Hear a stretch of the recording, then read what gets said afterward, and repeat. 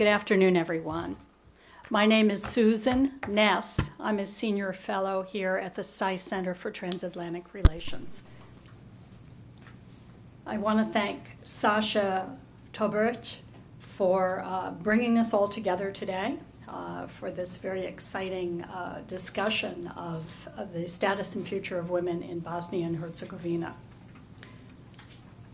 When we think about the Federation of Bosnia and Herzegovina, oftentimes we think of a troubled past, its independence, and then its internal ethnic and religious strife and wars that tore the land and the people apart, ending, of course, with the Dayton Peace Accords and the efforts really to forge a nation with at least 3 major ethnic groups. The story of women in Bosnia and Herzegovina, however, is long overlooked. Their role, their suffering during the war, the lack of a seat at the table in the peace negotiations and reconstruction, and it's overlaid by a patriarchal society. But the purpose of this panel is not so much a discussion of the past, but rather it is to look forward, to understand the factors that contribute to where women are today in the economic, political, educational, and cultural landscape of the country, but most importantly, to discuss how women can overcome these challenges to improve not only their status in society, but also to rise up and help improve the future of the country itself. So we are very fortunate today to have with us the new ambassador to the United States from Bosnia and Herzegovina. Also to talk about these issues in preparation for a conference that will take place next year, or later this year, in Sarajevo. So that is the setting for this conversation today. So it's now my great pleasure to introduce the new ambassador from Bosnia and Herzegovina, Her Excellency Jadranka Negodic. Yes. Thank you. I apologize. This is not my native tongue. Jadranka Negodic presented her credentials to President Obama 6 months ago in July 20th of 2012. She's a native of Travnik, Bosnia and Herzegovina. She graduated from the University of Sarajevo with a degree in law. She has had a long and distinguished career in government and in diplomatic service. Ambassador Negodic has served as the head of a division for neighboring countries and chief of diplomatic protocol as assistant minister at the Ministry of Foreign Affairs in Sarajevo. Before assuming her current post, however, she was the head of mission of Bosnia and Herzegovina to the European Union and ambassador of Bosnia and Herzegovina to the United Kingdom. Please join me in welcoming Ambassador Negodic.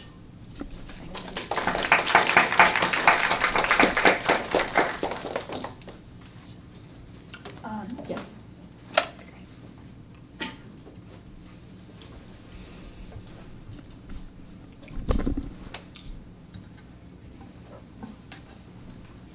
Thank you, Susan. Thank you very much. Good afternoon. Good afternoon, Ambassador. So I'll try to give a short introduction. Although I think that the discussion that will follow will be much more interesting. So although women's rights are part of universal human rights, women still face gender-based discrimination of various types throughout the world, and the situation in Bosnia and Herzegovina is no exception. Stereotypical and traditional attitudes are deeply rooted in societies that are traditionally male-dominated, with the role of women seen to be primarily as mothers, wives, or housekeepers, not leaders or business or political figures.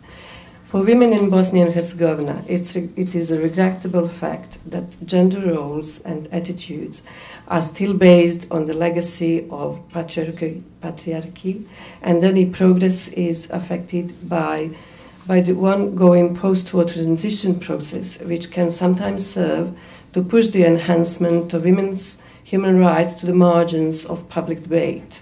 But the situation is not all negative. Over the past few years, progress has been achieved in the development of the formal and legal framework and related public policies to promote and protect women's human rights in Bosnia and Herzegovina. Almost all key international instruments on the protection of women's rights have been adopted. Although gender equality is contained in most of the human rights instruments, the UN Convention on Elimination of All Forms of Discrimination Against Women is the basic international document prohibiting gender-based discrimination. Bosnia and Herzegovina has ratified this convention. Bosnia and Herzegovina is also implementing and reporting under Resolution 1325 of the UN Security Council regarding women, peace and security. Bosnia and Herzegovina's constitution guarantees civil and political rights for all without discrimination on any basis, including gender, as stipulated by the European Convention. Over the past decade, Bosnia and Herzegovina has established a framework of government institutions, adopted a law on gender equality in 2003, and its amendments in 2009. Additionally, the Gender Action Plan was adopted, which aimed at promoting and realizing gender equality and combating violence against women.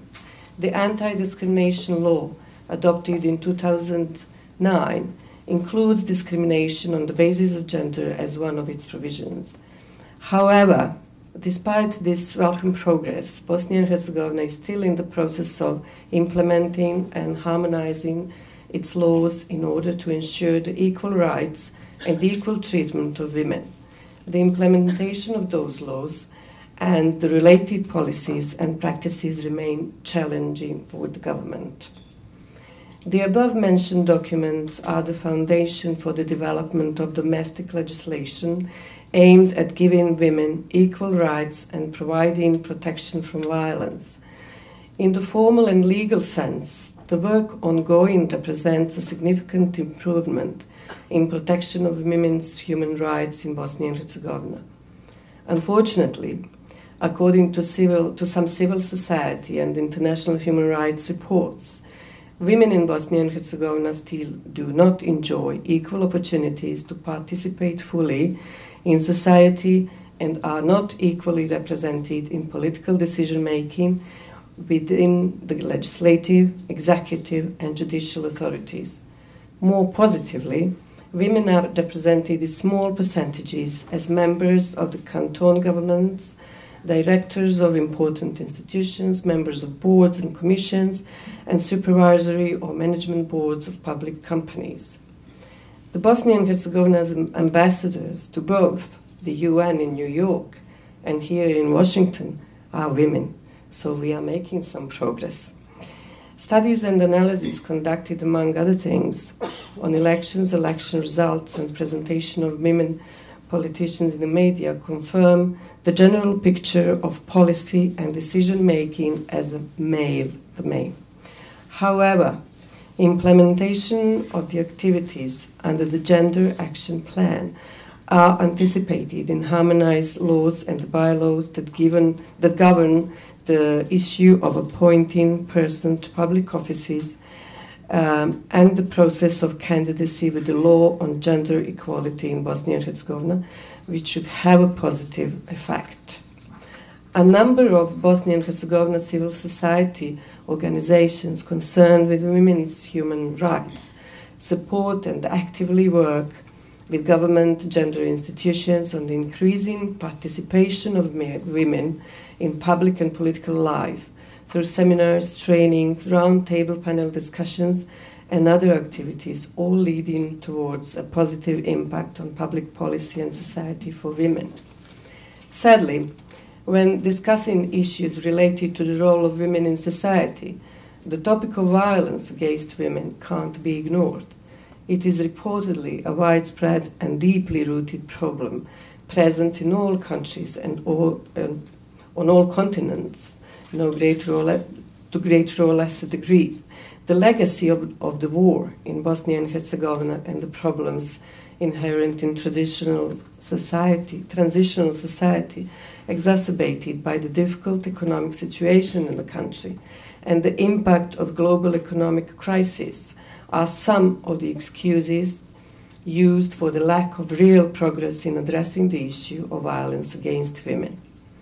In certain regions in Bosnia and Herzegovina, protocols of intervention in cases of domestic violence have been signed, which provide for joint action by a series of institutions and NGOs responsible for addressing the problem of domestic violence.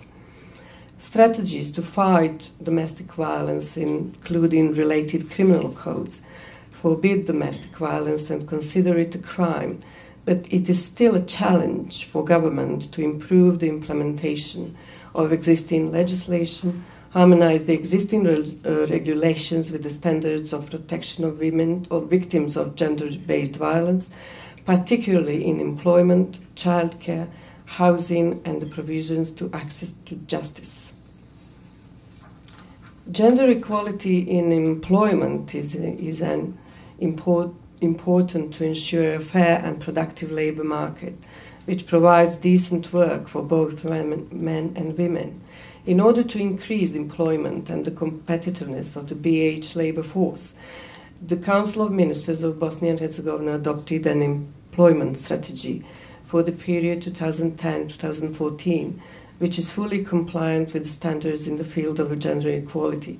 But the latest data shows that despite the fact that women make up 51.7% of total estimated number of working age population, only 37.1% of the employed are women. So, despite progress with the adoption of a legal framework of protection mechanisms, Bosnia and Herzegovina still needs to work on harmonization of all laws in order to ensure full participation and representation of women in all spheres of life. That is a big challenge for government institutions, political parties, as well as for civil society activists and particularly for women's NGOs.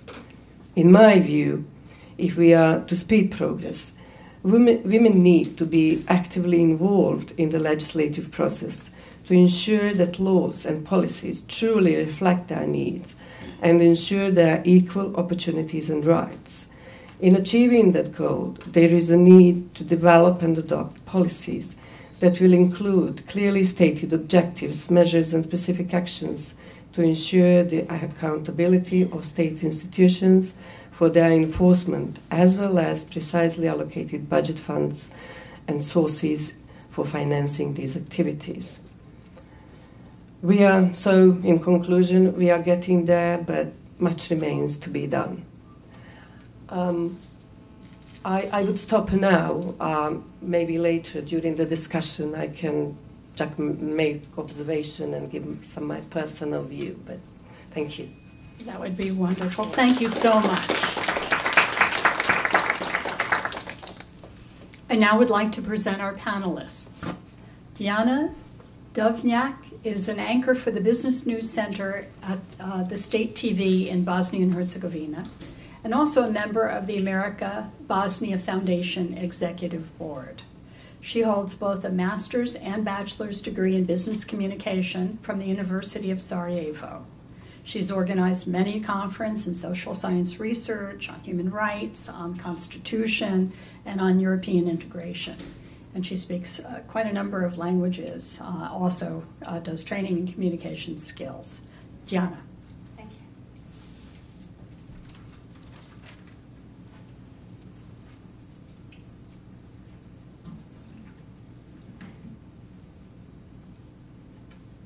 So I would like to try.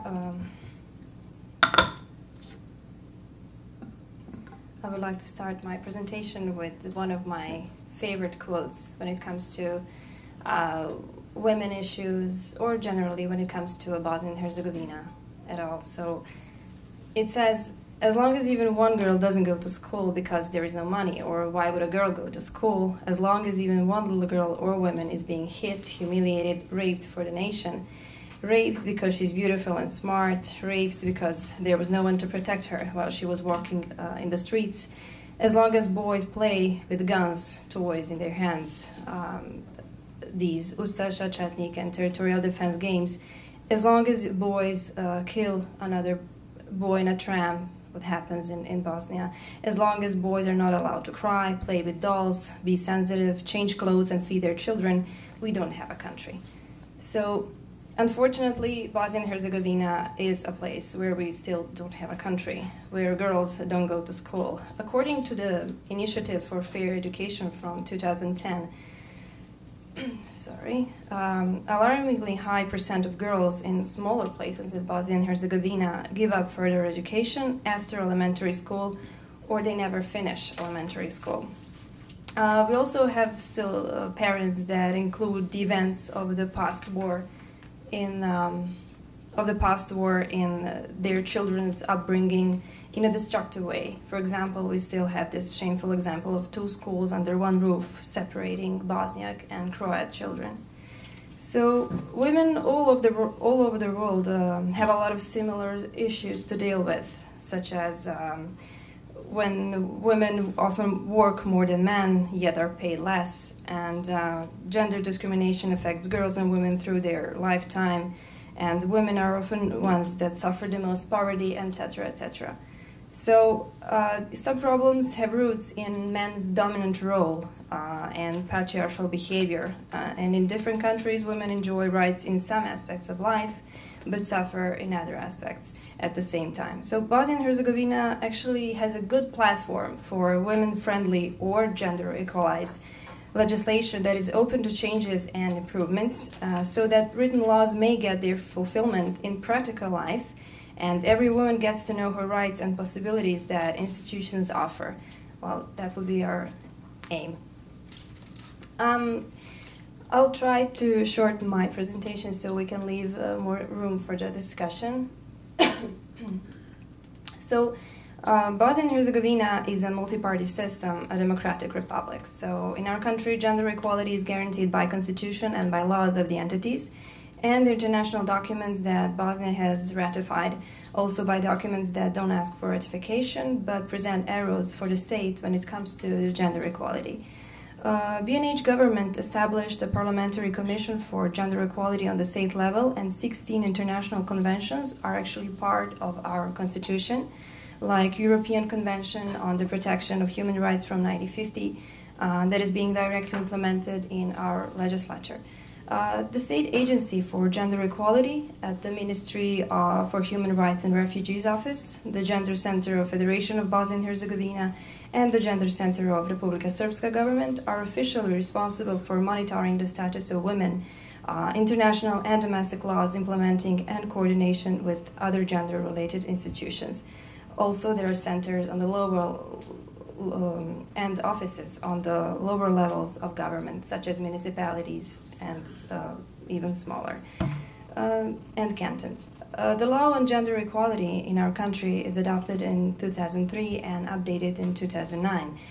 Established the Agency for Gender Equality as a state mechanism that constructed the GAP, which is a gender action plan, strategy for gender equality improvement, and considers activities in 15 fields where non-discriminatory practice is urgently needed.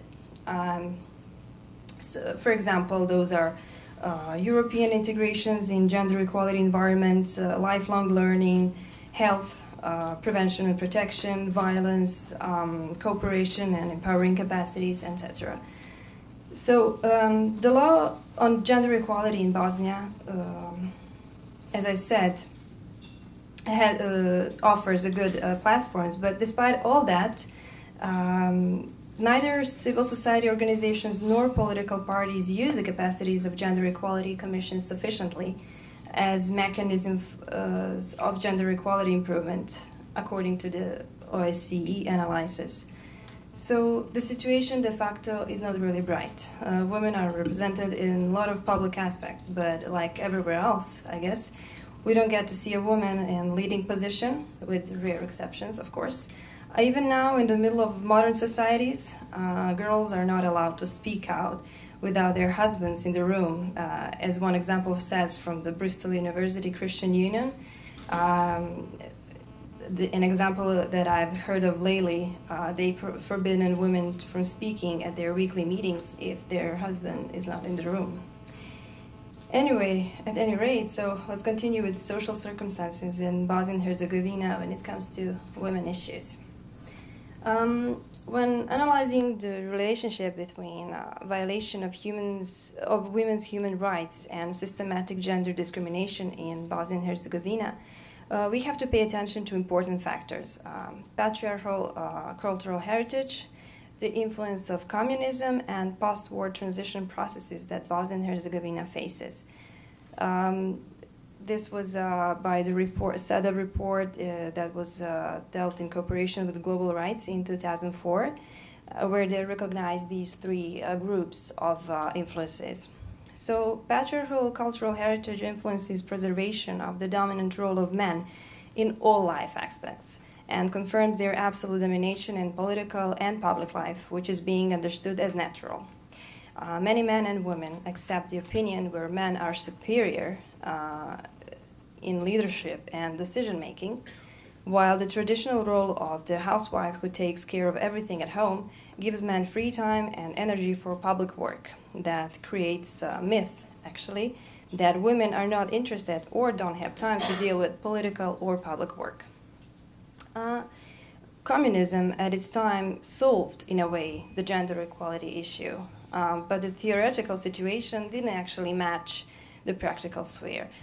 Political engagement was forced, in a way, in communism, and in addition to women's standard house obligations, if we can call them like that, that activity was just one extra duty as report on women's status claims, because her work in house was the same. Of course, the war in Bosnia and Herzegovina and state building after it put ethnic and religious equality in the forefront, leaving aside issue of gender equality.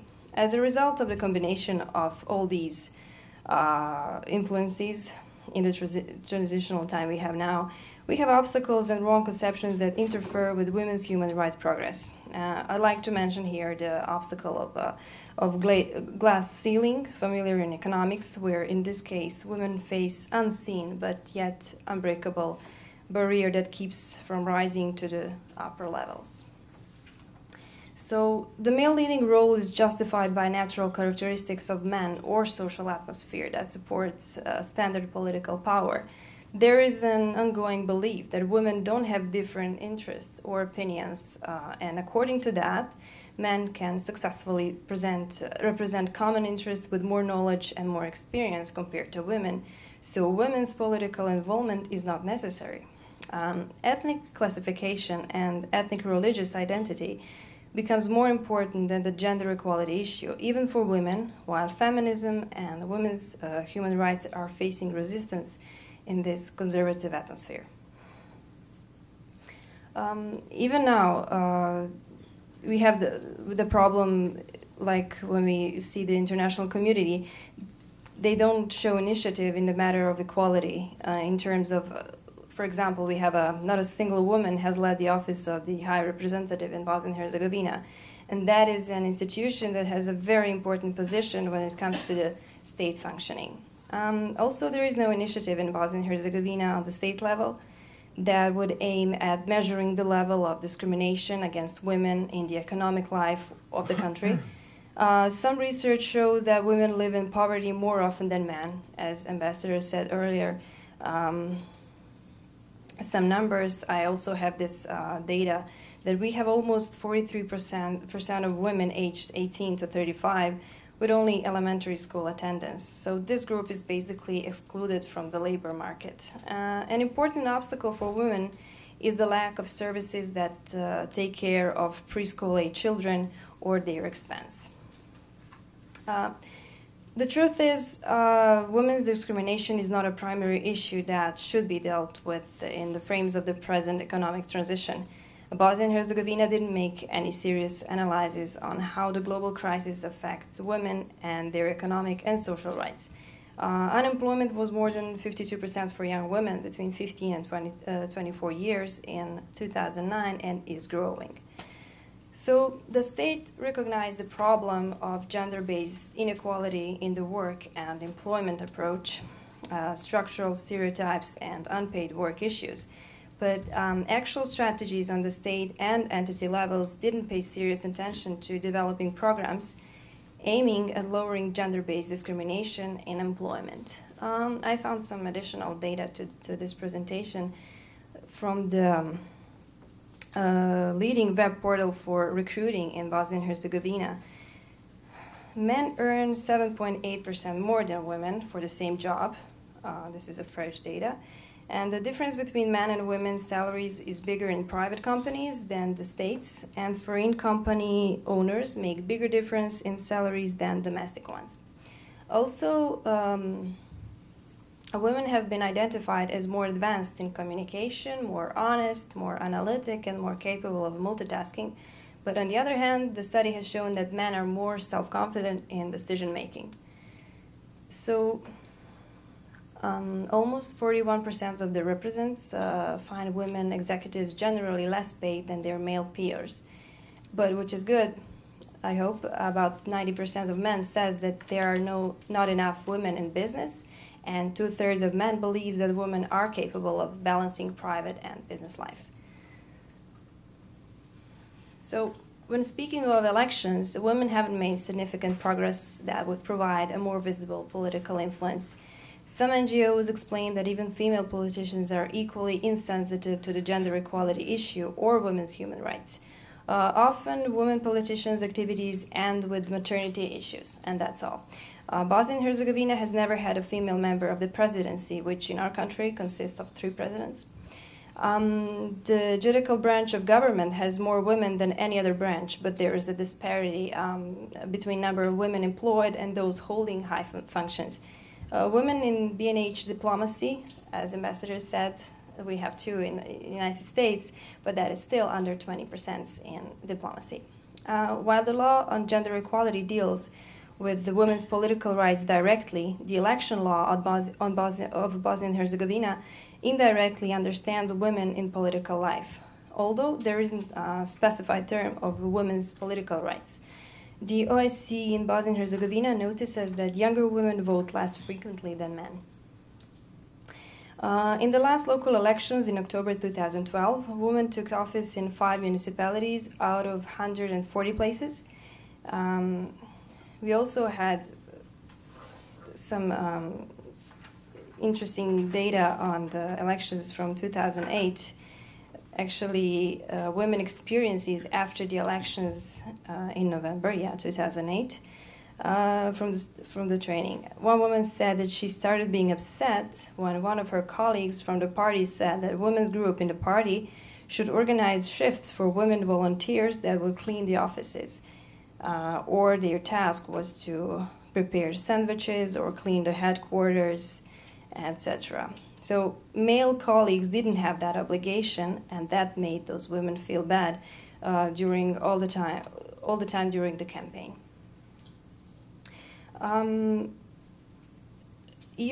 Last year, on our last elections, 2012, one media from Republika Srpska started campaign Miss Elections 2012, and people could actually vote by SMS for the most beautiful women on the election list.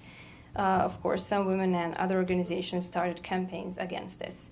So instead, media could help bring on the idea of political participation of women as an indivisible part of democracy. The media could inform about the need for equal participation of men and women in important processes of decision-making and show the gender role both for men and women in a non-discriminatory way and without stereotypes. Bosnia and Herzegovina still doesn't have a special system for collecting and analyzing statistical data on domestic violence on women on either the entity or the state level. Available data from the governmental institutions that have first contact with women victims of violence, which are police and prosecutors, are incomplete and a little bit contradictory and show different interpretations and approaches in problem addressing. Also, there are cases where police don't pass on reports of reported violence to prosecution, which is obligatory, but decide whether the case has criminal offense elements or not on its own. NGO data show that number of victims of domestic violence are increasing. For example, in one smaller town in Bosnia, the court ordered a measure of obligatory psychosocial treatment in charge of social work center related to 3 cases of violence. So social work center didn't have possibilities for law implementing because of the lack of capacity in violators' treatment. So as I said earlier, we have the fundaments, but something is wrong in practical sphere. In 2001, Bosnia formed the Office of the State Coordinator for Prevention of Human Trafficking, which developed successful cooperation among institutions that work directly on preventing human trafficking and NGOs that deal with its problem. But human trafficking didn't stop here. It just actually changed the way it works. Victims became young women from Bosnia who have been sexually used in motels or private houses, or they were taken to foreign countries. So criminals use the poor economic situation, and there are cases where even criminals give part of the earned money to the fathers of victims. Also, there are a lot of young women of Roma nationality towards whom institutions have prejudices and don't deal with researching the case enough. Bosnia and Herzegovina didn't vote on special law that would deal with protection of women war victims, nor there are entity laws that regulate this field. Social protection laws don't recognize women war victims as a special category, but have indirect way through defining the term of civil war victim. In 2010, the Ministry for Human Rights and Refugees of Bosnia, with the support of UNFPA, started creating the Bosnia and Herzegovina strategy for helping women victims of sexual violence during the war that should, in the first place, provide the platforms for social, economic, and psychological support for women war victims and more efficient prosecution of violators during the war in Bosnia. So, empirically speaking, women with disabilities are likely the most endangered group, although by law, their rights are guaranteed just like anyone else's. This group of women is often in dependent position in the family where they suffer different kinds of violence. When it comes to a standard health issue, abortion, for example, it's illegal in both entities in Bosnia and Herzegovina by the law on abortion from 1963 and 73, and can be realized in hospitals before the 10th week of pregnancy, and women have the right to decide on it. On the other hand, contraception is not widely promoted, and unfortunately, the abortion is the only way of contraception in many rural areas and smaller places in Bosnia. Women NGOs worked on reports on women's situations that were partially and among other things presented today and concluded mostly in a theoretical way. So basically every aspect we mentioned today has a lot of room for improvement, but what can we actually do while waiting for the country to accelerate its mechanisms for improving the situation for women is to educate in every time possible. The America-Bosnia Foundation has a plan in creating a program that would start with an international conference on women empowerment this year in Sarajevo, probably in November. That event would be a place for various discussions, like analyzing what did women's organizations actually do for women, where are women in politics, what are their obstacles, what do media do, etc. So conference should serve as a launching pad to create several programs to emerge from the meeting with goal to facilitate tools for young women to take leading roles in our society, whether in business, politics, and public life.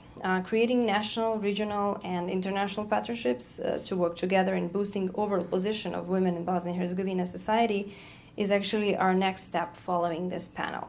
So with focus on our country, the conference will have international character, as I said, with participation of prominent women and women organizations from Maghreb countries, concerning that our foundation, America-Bosnia Foundation, is a partner of SAIS also in this program called Mediterranean Basin, that works on building the cooperation on all levels between United States, Southeast Europe, and North Africa. at any rate. We aim to produce quality workshops and to provide rich networking for everyone joining us. More than this, America-Bosnia Foundation recognized the key point of the future, investing in youth, so educating young women, especially in rural areas. Our program has a vision in providing knowledge on existing choices, educational rights, women's human rights, and the importance of social involvement.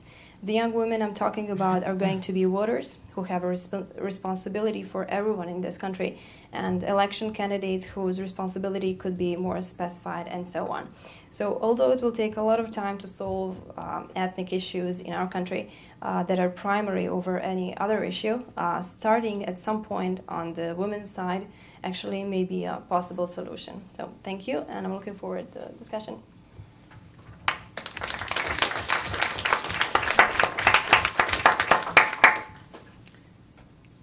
That was an excellent overview of the status of women in Bosnia and Herzegovina. And we look forward to having further discussion on that with our other two panelists. I will introduce first Renata Stuebner, who has been with the USIP, the United States Institute of Peace, since 1997. She's a senior program assistant with Religion and Peacemaking Program and also assists in other programs that deal with the Balkans. In 2009, USIP published her analysis on the current status of religious coexistence and education in Bosnia and Herzegovina. A multilingualist, she works as an interpreter for the World Bank Group. She worked as an interpreter for the World Bank Group, Soros Open Society, and the White House, among others, for visitors from Bosnia and Herzegovina, Croatia, Serbia, and Montenegro. Prior to joining USIP, she was Democratization Officer for OSCE Mission to Bosnia and Herzegovina and Sarajevo on religion and reconciliation issues, and a special assistant and interpreter to the head of the mission. She's an active member of the Bosnian community here in Washington, D.C., and helps organize events and fundraisers that promote Bosnia and Herzegovina. So, Renata, please take it from here. It's okay to speak from here? Yes, that's fine. I must admit, it is much easier to comment on Bosnian women and their position in the society from the comfort of the USA. It is actually my experience here that made me start thinking about women in Bosnia and how we operate over there and why. The USA is not ideal, and women still have not accomplished absolute equality with men, but they are on the right path to get there. Bosnia and Herzegovina, on the other hand, has so many problems as a result of its turbulent past, including the last war, and the gender issue is only one of them. However, solving this problem can cure many current culturally driven ailments of Bosnian society.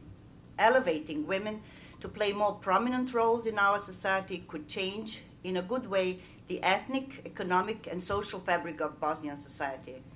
Women are the missing piece in our peace process, and that piece will have to be found.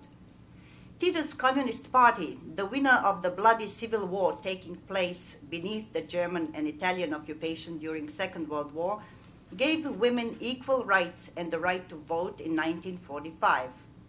Our grandmothers got the right to vote. Muslim women took their veils off, and women were ready to embrace the newly gained freedom and equality of opportunity.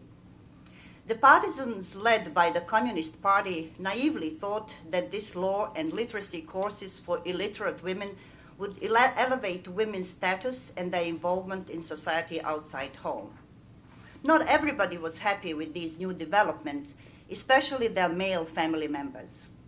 Our grandmothers and great-grandmothers won the right to vote and to work outside home, but still had to take care of the family and their household. While they were given the opportunity to become lawyers, factory workers, doctors, and engineers, their free time was spent in kitchens. Bosnian women thought we should and could do it all. We are tough, we like to say. We work outside the home, we clean, cook, sew, plant gardens. We can also play instruments, sing. We should look good. We should be superwomen. But once we turn 40, we are very tired. Every democracy expert touts that voting rights and elections are staples of democracy. Even when taking my citizenship test, the only question I got wrong was a question asking which was the most important right I gained by becoming a US citizen. I thought it was freedom of speech, but the right answer was the right to vote. I have voted since I turned 18. First in Yugoslavia's not-so-democratic elections, a one-party system leaves little room to choose freely, and later in several multi-party elections in Bosnia, which actually ruined the multi-ethnic tissue of Bosnia and later confirmed it on the road to nowhere.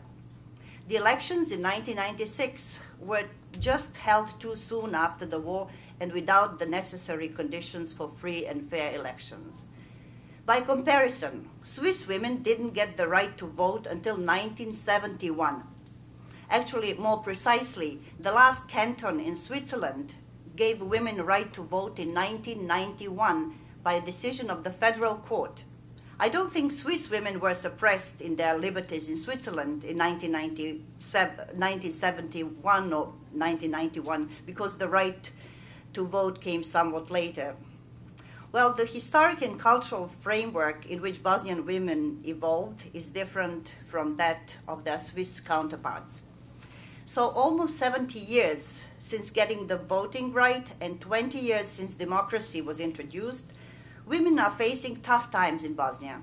Although protected by law, women still suffer from unequal employment rights, access to education, which is often decided by the male household head, and very often they face spousal abuse. On top of all of these, if they are a minority ethnic group where they live, that brings another set of problems and issues they have to deal with. I must point out at this point that while things can be bad for any minority women, Roma women are a minority all over Bosnia and the region and therefore are always discriminated against. Political participation is ensured by law. Bosnian election law requires political parties to nominate women candidates, and it is very specific. If there are 2 candidates, one must be female, 2 females out of 5 candidates, 3 females out of 8 candidates, etc. In reality, there are no mechanisms to enforce this law or to punish political parties that fail to nominate the required number of women. Due to very low interest among the female population to get engaged in the predominantly male world of politics, the law seems impossible to implement. Even those who are interested in getting involved are facing tough times from their colleagues. As Dijana already mentioned, after the 2008 elections at a training in Doboj municipality, women candidates were complaining that their colleagues suggested that women could prepare sandwiches for volunteers, even clean their party offices to reduce cost. Participation in government on the municipality level for 2012 was even lower than in 2008, only 17.1%. In order to modernize and be up to date on gender issues, the Bosnian government within its Ministry for Human Rights and Refugees has established the Gender Equality Agency of Bosnia and Herzegovina, the Gender Center of the Federation of Bosnia and Herzegovina, and the Gender Center of the Serb Republic. Each one has their own website. Bosnia and Herzegovina also adopted a law on gender equality, an anti-discrimination law, and the Gender Action Plan. Everything is on the web and in English. However, these resources are largely inaccessible for women, and unless you are very familiar with this matter and language, you can use these resources. The language is rather sophisticated and complicated for the majority of citizens. For example, gender, the word for gender in Bosnian and Serbian and Croatian is rod, but they use the word gender, and sometimes they pronounce it gender, sometimes gender. So if you don't speak English, which most of the population doesn't speak, you really don't know what they're talking about. Translations are very often inadequate and incomprehensible for most Bosnians. Women's NGOs work more closely with women. They are relatively recent phenomena in the Balkans, and they started their work mostly during and after the last war. There are many local and international women's organizations that work with women and for women. Women for Women, Rights for All, United, by the way, President of Rights for All is among us here today. United Women, Women Bosnia and Herzegovina, Srebrenica Women, Medica Zenica, just to name some of them. They advocate, counsel women, victims, provide small business loans, help families in need, and most importantly, create local jobs. Although necessary, this proliferation of NGOs and the creation of government agencies will not change the traditional structure of families where men remain the decision makers. Family duties and obligations were decided and distributed a long, long time ago, and these have not changed. What will change this status quo is that women must start making changes in their own families. They have to change their tradition of subordination to dominant males. Family relations cannot be fundamentally reformed by law. Family is a fundamental social group, a basic cell of any society that influences everybody who lives in it. Children, and thus new generations of citizens, are a product of this basic cell. If women continue to raise boys as little princes who are entitled to personal servants for the rest of their lives in the form of a mother, a sister, a wife, or a daughter, nothing will change. Because of the war circumstances Bosnian women faced in the past, slow economic recovery, constant political turmoil, and an unclear future, it is easy to draw false conclusions. Comparing the status of women in developed countries can make us think that the women's freedom is proportionately dependent on the level of a country's economic development. The simplified thinking is that once Bosnia becomes politically stable and rich as a nation, everybody will be just fine. We should not wait for that. It is true that the level of affluence and access to the latest innovations in home appliances can give women some more free time. One could draw conclusions that having the technical help of these machines to make up for the help they do not get from the male members of their families would allow women to be more active in society outside their home. In the USA, almost every household has all kinds of amenities that reduce the amount of housework women are required to perform in order to keep their homes clean, family-fed, etc. They can afford dishwashers, dryers, microwaves, choppers, mixers, cleaners, garbage disposal, etc. All these machines allow them to spend more time outside their homes, working to contribute to the family budget, doing social work, political activism, supporting causes close to their hearts, volunteering, etc. But it is not only that. There is more to freedom of women than gadgets that help us reduce our time in the kitchen. We should not blame Bosnian men either, who deny us access to all the rights that are promised to us as well. Why would they give up their comfortable and privileged role? After all, it is women, their mothers, who raised them that way. What we need to change is culture change. Maybe it is too late for this generation, but in order to have a better future for all, Bosnian women have to start this change now. We have to start from our children, boys and girls. We have to teach them responsibility, equality, tolerance. We have to equally divide chores among all of them. Women contribute equally, if not more, and pull the societal cart without complaining. But when we reach the age of 40, again, we become very tired, and men are bored and ready to party or start new wars. We can blame it on our cultural heritage, tradition, religion, men, but it brings us nowhere near finding the reason why women's status is so entrenched in this quagmire. We have to start this change now so that 2 generations from now, we have a different and better society for all. I need to start this in my own family, since I too am a Bosnian woman who has accepted the status quo for too long. It is the struggle to gain certain rights that make the group seeking them strong and aware of what they need to accomplish. Thank you.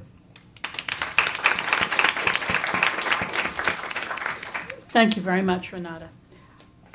The United States Department of State has, under now former Secretary of State Hillary Clinton, really emphasized the role of women in society globally as a major way of achieving greater prosperity throughout the world, focusing on women, on women's health, on women's economic security, and the like, has fundamentally changed the perspective of the U.S. State Department. She appointed the first Secretary for Global Women's Rights, Ambassador for Global Women's Rights, Milan Verveer. And under Milan Verveer, or in Milan Verveer's office, comes Elizabeth Sullivan, who has been focusing once again on global women's rights issues. She is Senior Policy Advisor in the Office of Global Women's Issues, focusing primarily on increasing women's political and economic participation. And before that, she served in the Bureau of Near East Affairs and worked on increasing educational opportunities for women and girls in the Middle East and North Africa. So we are very fortunate to have today Elizabeth Sullivan to talk a little bit about the focus of U.S. State Department and U.S. government on how best to help advance women and girls globally, and given her background in this region, reacting to what has been said so far about the status and future of women in Bosnia and Herzegovina. So please take it from here, Elizabeth. Oh, thank you. I need to clarify right off the bat, I do work globally. I'm by no means a Balkans expert, although I've completely fallen in love with Sarajevo, Bosnia at large. So one of the reasons, as Susan said, our office was established was to integrate gender into a gender lens into all of our diplomatic efforts to the extent possible, and our development efforts. Women make up somewhere between 53 and 54% of the world's population, and we're still seen as a minority. Our issues are sidelined. So one of the bigger challenges I think we need to address is how to make this a human issue, and as Secretary Clinton has always said, a basic human rights issue, because women's rights are human rights and human rights are women's rights. So just very quickly, our office focuses on economic empowerment, political empowerment, leadership development, civic engagement, education, finding ways, which is almost impossible, to curtail or, hopefully one day end gender-based violence, and also engaging women in peace and security efforts in conflict and post-conflict countries. So I think what's fascinating is I've been to, in the past 5 months, not by choice, but I've been to, I've been all over the Middle East. I've been to Bangladesh, I've been to the Balkans, I've been to the Caucasus. And aside from certain issues that are specific, very specific to certain countries, like sex-selective abortion to India or China, all of the issues are the same, even in the U.S. You look at us, and we're by no means a leader. I mean, if you look at the IPU, the Interparliamentary Union's ranking of where women are politically, Bosnia is 63rd. It ranks well above Estonia, Israel, and the United States. We're down at 77. Ireland's down at 89. And they're all, different factors. But focusing on the Balkans, and I'm really proud of my ambassador because she looked at the Balkans and saw that it was an area that had been not discarded, but somewhat forgotten about by the international community with things going on in the Middle East. There have been resources sort of redirected. We chose to focus on economic empowerment because we felt that if we had to prioritize, that was the best use of our foreign assistance. I'm wondering, if you had to look, what would your priorities be for empowering Bosnian women if you had to focus on certain key areas? And then what more can the international community do to support you, realizing that there really are limited funds? Understandable. First of all, this data from all over the world, if we find ourselves above somebody else, that shouldn't be somebody to compare with, because it's never enough. It's never good. And women's human rights is used to explain that human rights are taken for granted and don't consider women human. So unfortunately, we have to stress women's human rights, although it's wrong, because it should only be human rights. I feel like it further marginalizes the issue sometimes. Well, in the future, I hope we're going to have that too.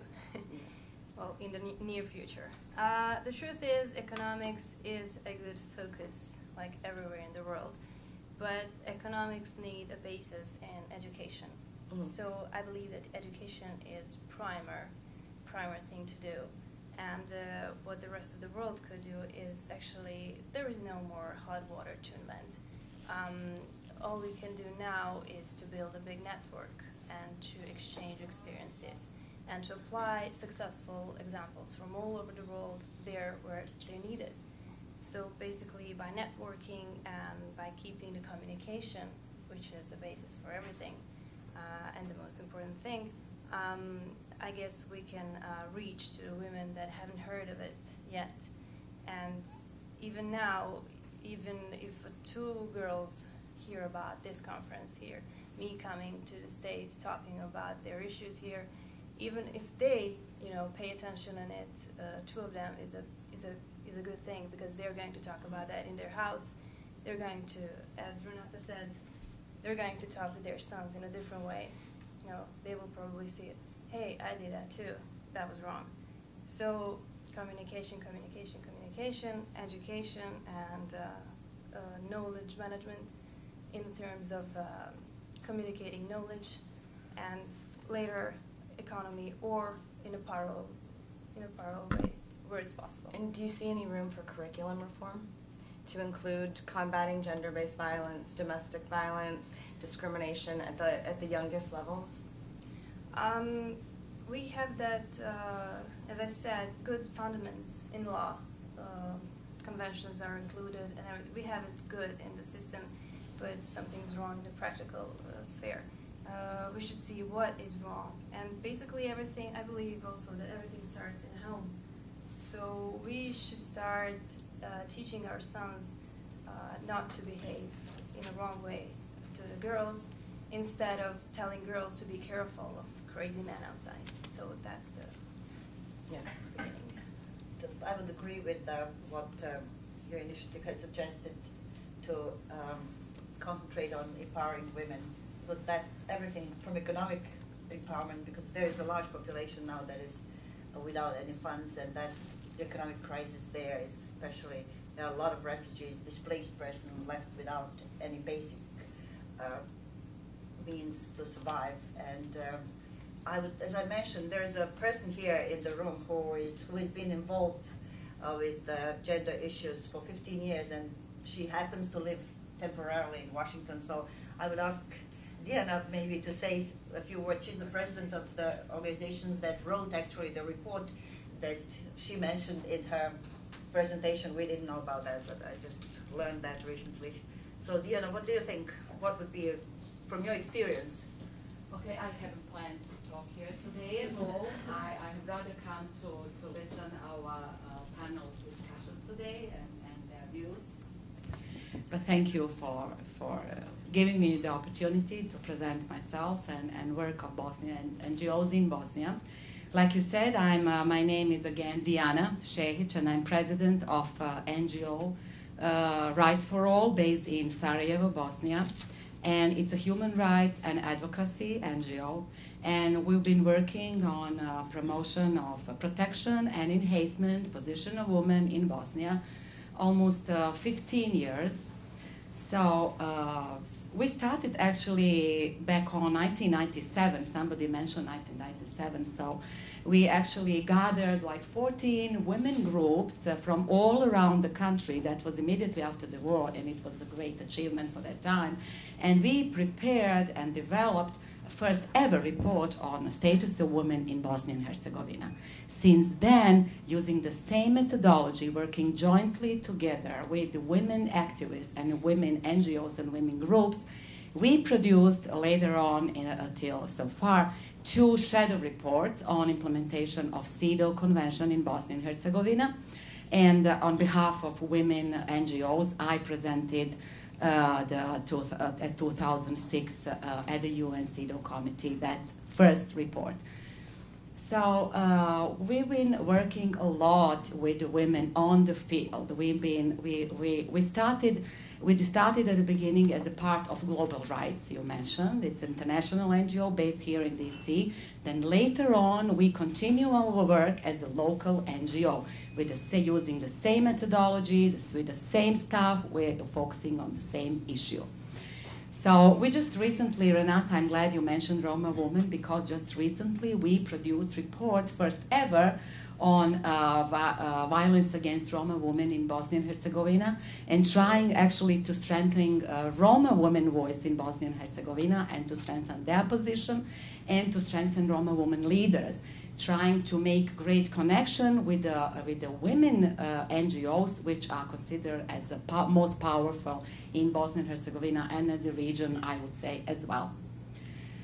So what to say? I think thanks to NGOs, thanks to women women activists and women NGOs, and supported by international community, of course, we got all those great laws, all those great action plans. I personally participated in the process of drafting gender equality law, violence against women law, and just recently anti-discrimination law. So, you know, I'm really glad that we got them. The main issue is implementation, of course. It's a great issue. If you want to change position or status of any marginalized group in any country, you have to change people's mind. So that's the most important, and that is very difficult things to do. There are no magic solution. There are no overnight solution. That is a hard, long-term work with jointly by NGOs, women NGOs, but civil society as a whole.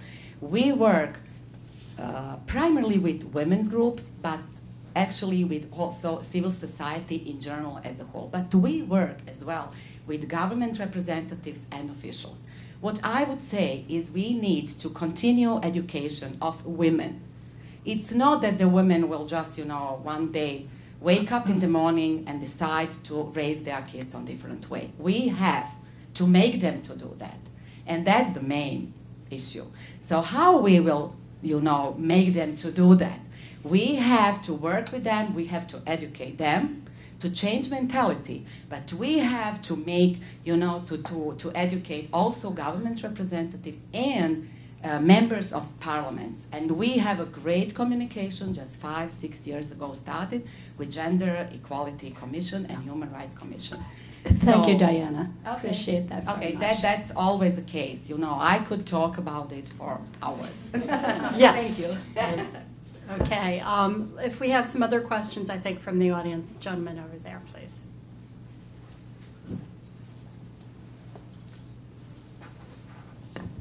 Hi, I'm Bill Stuebner from IDS International, and I work for Renata. But I want to say Ms. Duvnjak was very kind to her audience here, because she mentioned that we've only had men as high representatives. Well, how about a strong woman to be the American ambassador sometime? We've had enough men, we've had enough, in some cases, weak, feckless men. Why not send an American example of someone that can help to lead women in Bosnia and Herzegovina?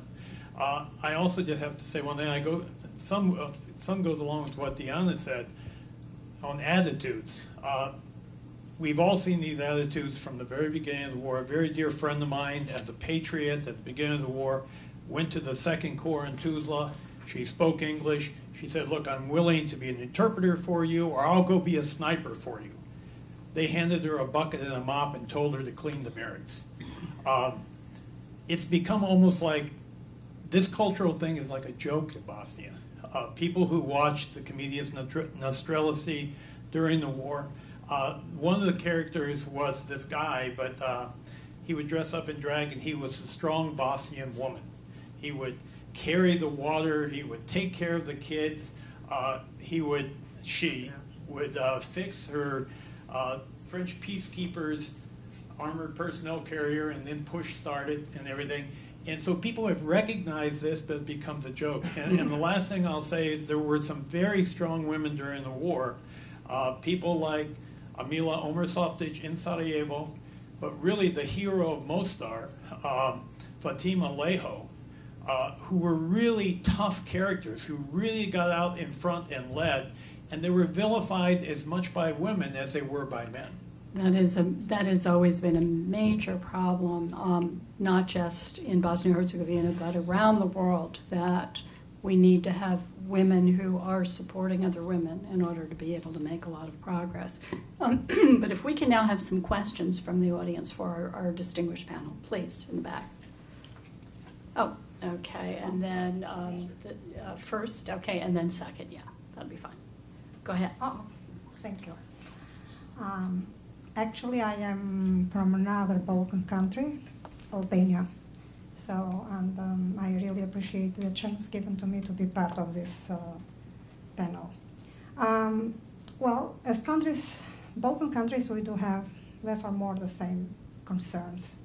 And we have been hardly working on regional projects, which I think has, in a way or other, influenced the women's status in our countries. But I heard, and I already was familiar with the figures you already presented here, because in these regional programs, we really share a lot. But my concern is that when we started in 1990, in 2000 with that big campaign, Women Can Do It, that was related to political empowerment of women.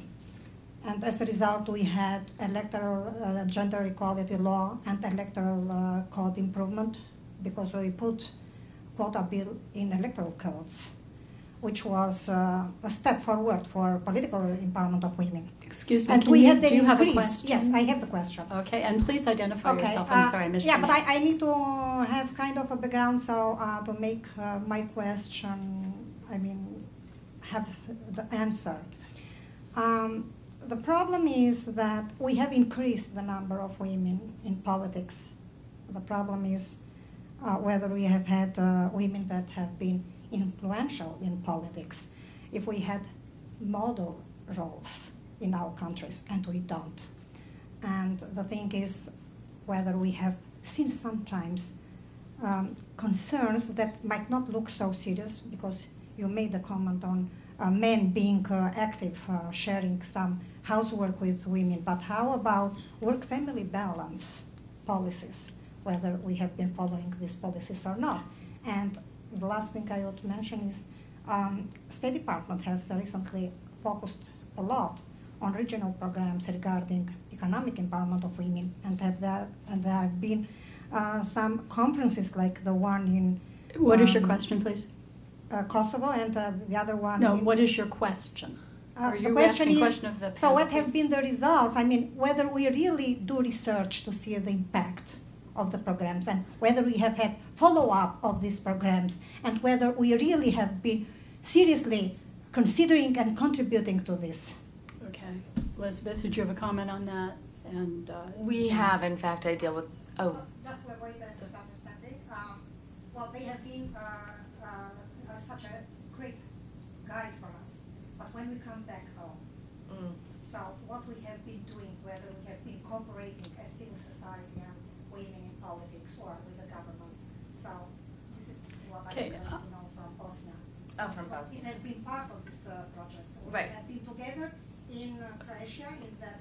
Okay, if we could have an answer to the question, and I'm going to ask everyone from the audience, please to limit your comments to questions. We have a phenomenal panel here, and we would like very much to hear from them. Thank you. One of you like to answer her question?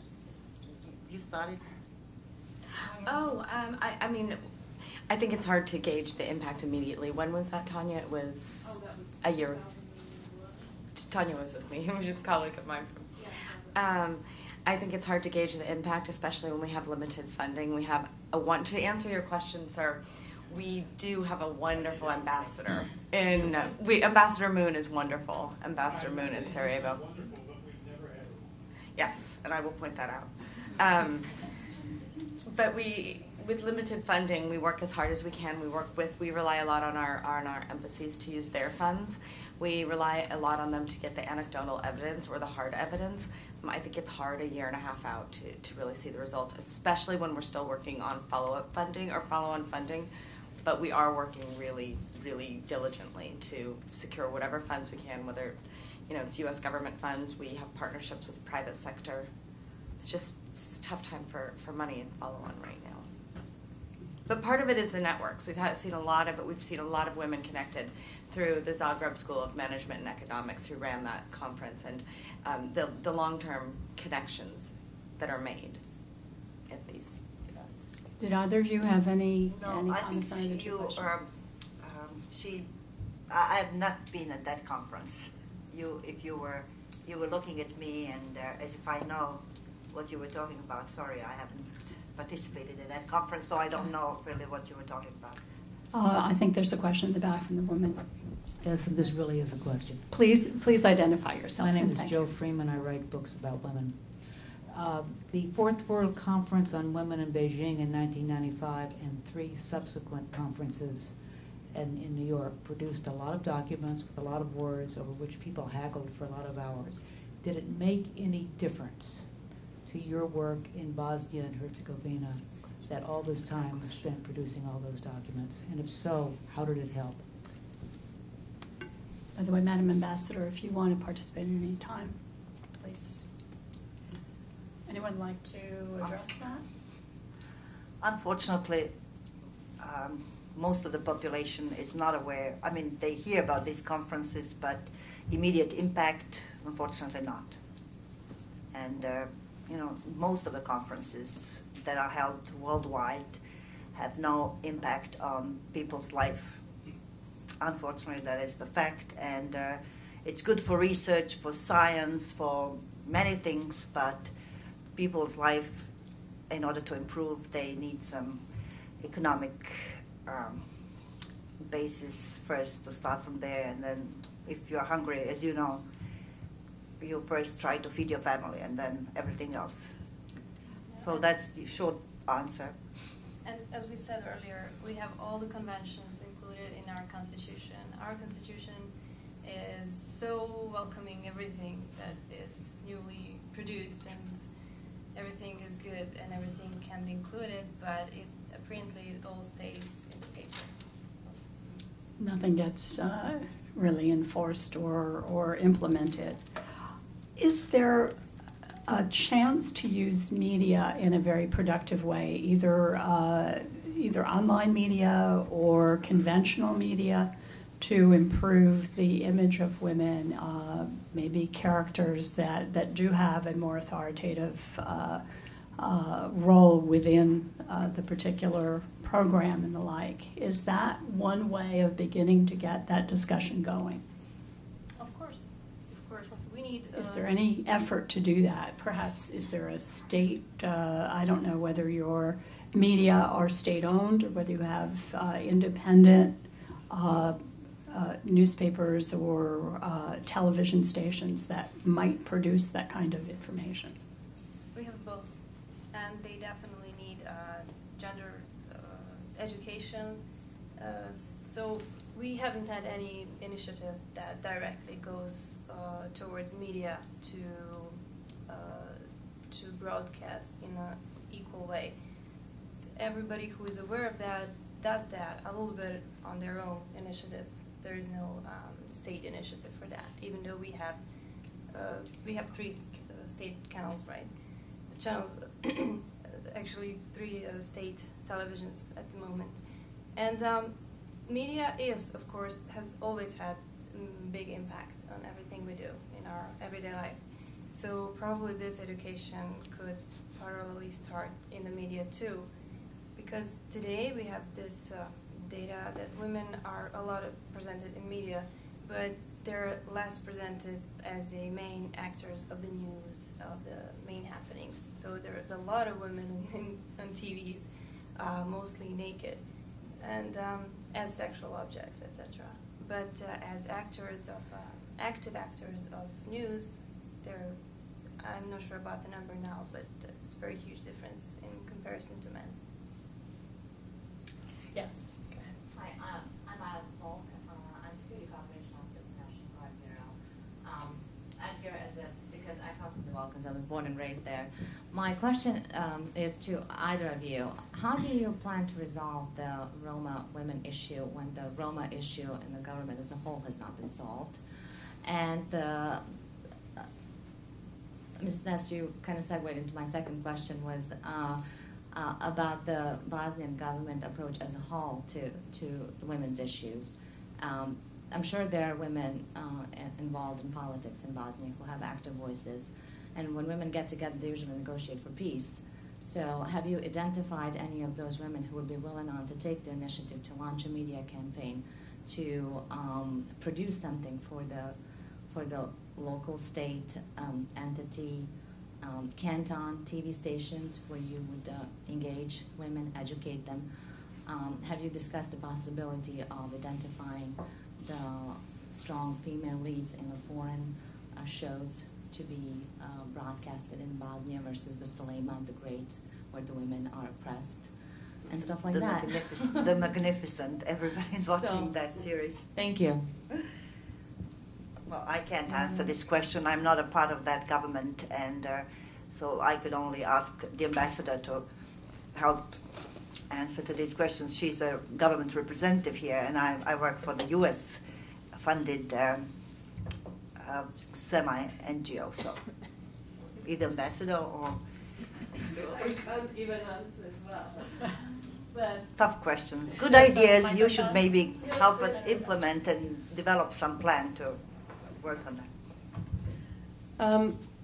That was my thinking as well,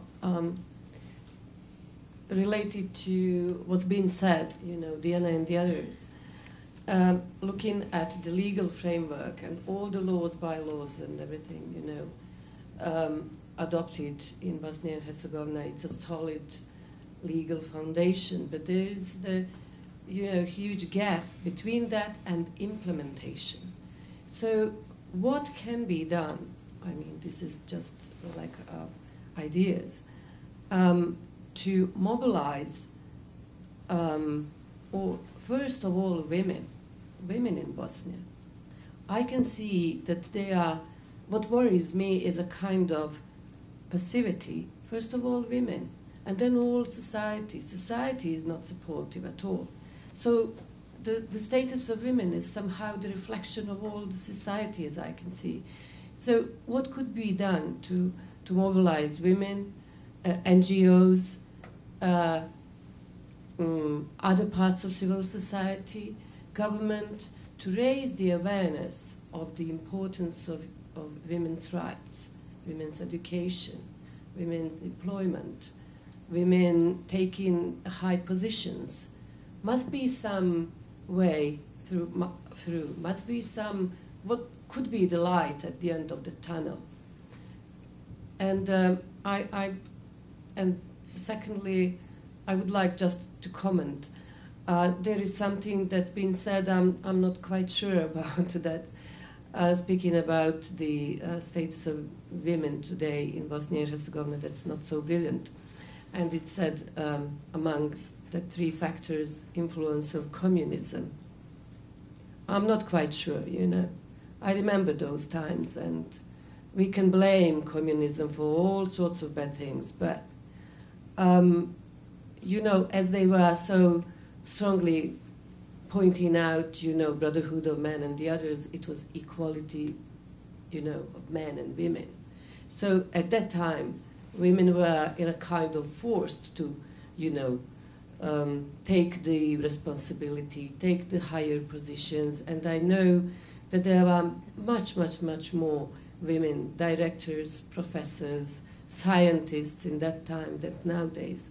And once having the opportunity, women were really more ambitious than nowadays.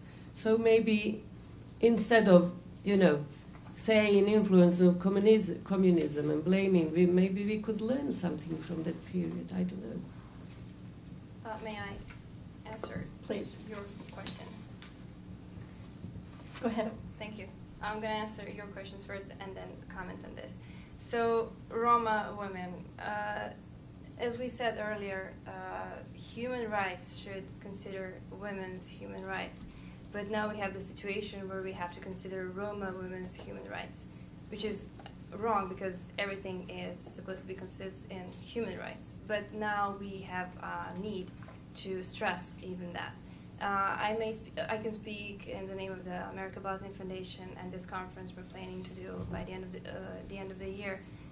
What we can do is, while promoting all our activities, which is we just started with those ideas, so we will include Roma in public speaking instead of just women's human rights, just to stress that. Even though, of course, I hope in near future we'll be using only human rights and it will be understandable. It's Roma women and everybody else.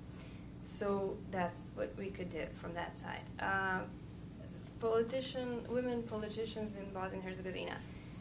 I met some of those women, and while talking to them and from the experiences of other people, they see the status of women from their own perspective, which is pretty good for the average status in Bosnia and Herzegovina, because women politicians have good status in Bosnia, but that's not the average picture of women in Bosnia and Herzegovina. So they should be moving from a side and watching from another perspective, probably. About this commercial TVs, you mentioned this great Turkish TV show. It has a great impact on young women. I even have heard of a comment of a little girl that she's been allowed by parents to watch this, and all that she can see there is a lot of women owned by one man, which is empire. And girls seems to like that because there's a lot of jewelry and big dresses, and they find that good. So basically, we come back to the education again, education of parents, education of media. Okay, commercial media, they can broadcast whatever they want, but again, education of parents in terms of what the kids could see. Ambassador mentioned this communism comment I had in presentation. I understand all of the good things that communism brought. I don't remember those, but my parents do, and I am aware of that. But this CTR report, along with Global Rights from 2004, actually recognized those three groups of impact. Communism had impact, so they had a good theoretical way in promoting women, but women, okay, they had a position in society, but they are left with the same obligations in the house. So they had extra work, but they didn't equally distribute it among men. So that was actually the problem. So they got one extra duty, and nobody took 50% of care in the house or with the children. So that's the issue that this report is talking about. Yeah, I would like actually for those who are not familiar with this Turkish soap opera. It's a soap opera called the Sullivan the Magnificent, and it's being broadcasted all over the region: Croatia, Bosnia, Serbia. I don't know about Albania. It is very popular, and all women, all ages watch that. And if you call them at that time, they don't want to talk to you. And it's been going on and on. I don't know, 100 at least or more. Shows that they've had. And what I would like to mention, it's not just this series, this soap opera, but totally after this war, the culture, the morals, and the whole culture of the society has deteriorated, which is one of the problems. In post-war societies, the moral values have shifted, and what they see, the music they listen, where they go, how they dress, what they see as a goal in their life, that has changed dramatically, and that's also a problem. It's women now, they just want to find a rich man and file their nails the rest of their lives. And that is what has been, their parents actually, because of the war and depression after the war, they didn't focus on things that they should have. So that generation is, I would say, lost. So that's why I thought, when I mentioned my idea how to actually, I was trying to find the way not to just try to temporarily change, but I went deep thinking in the society how we could shift the whole society to turn a little bit. It doesn't have to be 90% or just a little 5%, a little bit to the other direction, because right now it's really, everything is deteriorating and it's reflected in our political life. I don't know what is actually influencing what, but it's all interconnected. Political life, cultural life, the shows that they see on TV, young people, everything.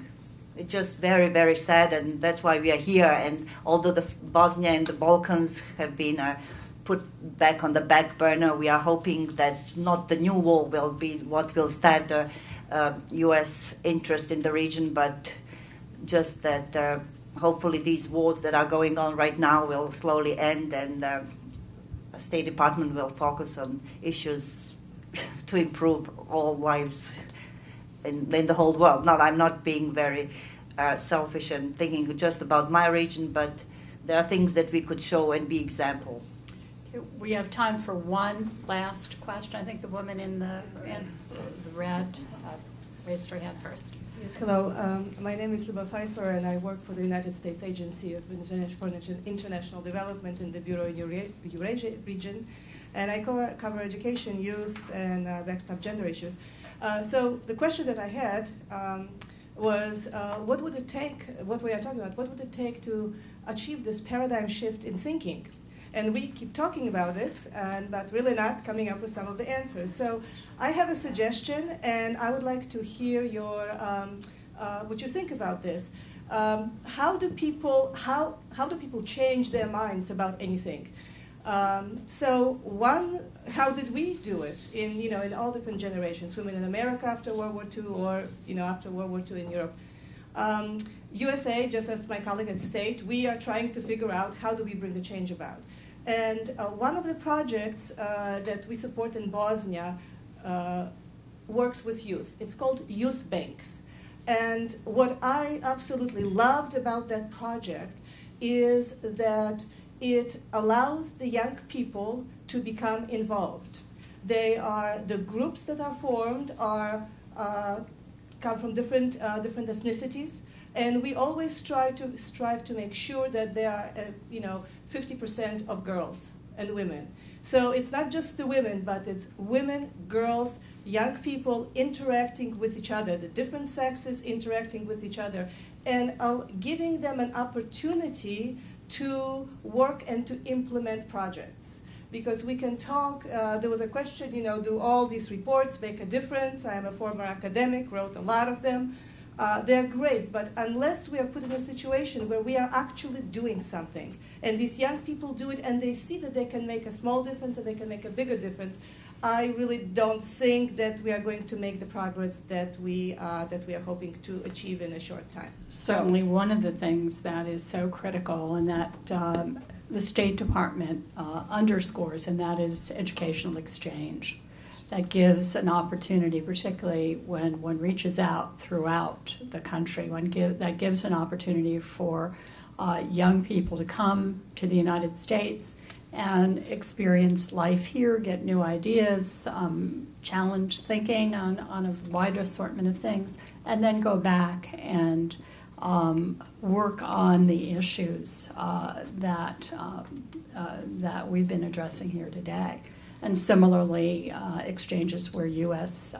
students go abroad, go to Bosnia-Herzegovina, and again, provide some thoughts about these issues, living there and working with the population, can make a difference one by one, but it really is a function of people really being ready for change and wanting change. Part of it is the media, getting folks within the media to put forward images of women in positions of authority. That makes a huge difference. That can work to bring about some change, but it's got to come also from within. Any last comments, because we are approaching the witching hour? Anyone? If not, I want to thank our panelists. I want to thank the ambassador for her thoughtful remarks and our panelists for their remarks. Also want to thank the audience for joining us here today to talk about the future in women in Bosnia and Herzegovina. Thank you very much.